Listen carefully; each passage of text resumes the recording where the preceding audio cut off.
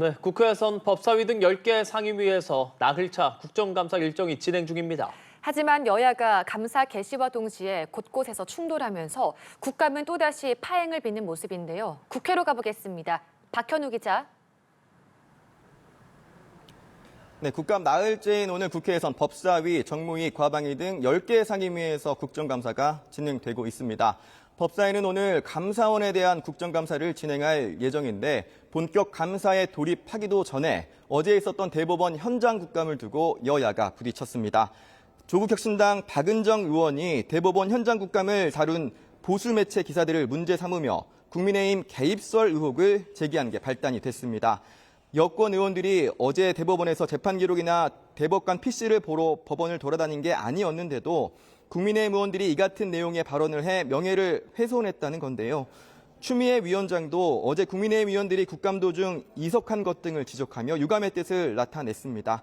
국민의힘 의원들은 자신들의 의사진행 발언 요구를 추 위원장이 듣지 않고 계속해서 독재를 하고 있다고 주장하며 고성을 지르며 항의했는데요.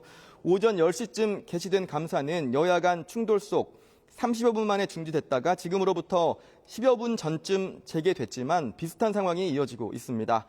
과방위에서는 이른바 문자 폭로를 둘러싼 민주당 김우영 의원과 국민의힘 박정원 의원 간 설전이 계속됐습니다.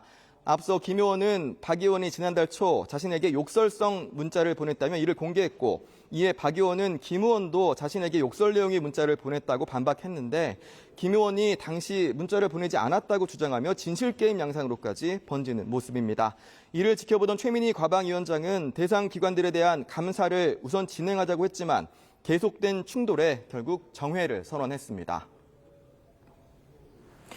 그런가 하면 정부의 부동산 대책을 둘러싼 여야 간 공방정도 이어지고 있죠. 이 내용도 전해주시죠. 네, 정부가 어제 발표한 이른바 11호 부동산 대책과 관련해 민주당은 과열된 시장을 진정시키고 실수요자인 청년들의 숨통을 틔워주길 기대한다는 입장을 밝혔습니다. 특히 어제 대책 발표 직후 코스피가 사상 최고치를 기록했다면서 빚 없이도 집을 살 수 있는 시장을 만드는 게 맞다고 생각한다고 했습니다. 김병기 원내대표는 그러면서 불법 투기 행위를 막고 무주택자와 청년의 주거 안정을 최우선에 두겠다고 강조했습니다. 민주당은 당 회의 뒤엔 갭 투자를 막기 위한 불가피한 고육지책이었다는 입장을 밝히기도 했습니다. 반면 국민의힘은 노무현, 문재인, 이재명 정부로 이어지는 좌파 정권 20년 부동산 정책 실패의 재탕이자 악순환의 재개봉이라고 깎아내렸습니다. 송원석 원내대표는 당 회의에서 결과적으로 이재명 대통령은 서울의 무주택 서민들에게 추방명령을 내린 것이나 진배 없는 것이라며 실효성 있는 공급 확대 대책을 시급히 마련해달라고 촉구했습니다. 그러면서 민주당과 국민의힘, 국토부와 서울시가 함께 참여하는 여야정, 서울시 사자 부동산 협의체를 구성하자고 정부와 여당에 제안했습니다. 지금까지 국회에서 전해드렸습니다.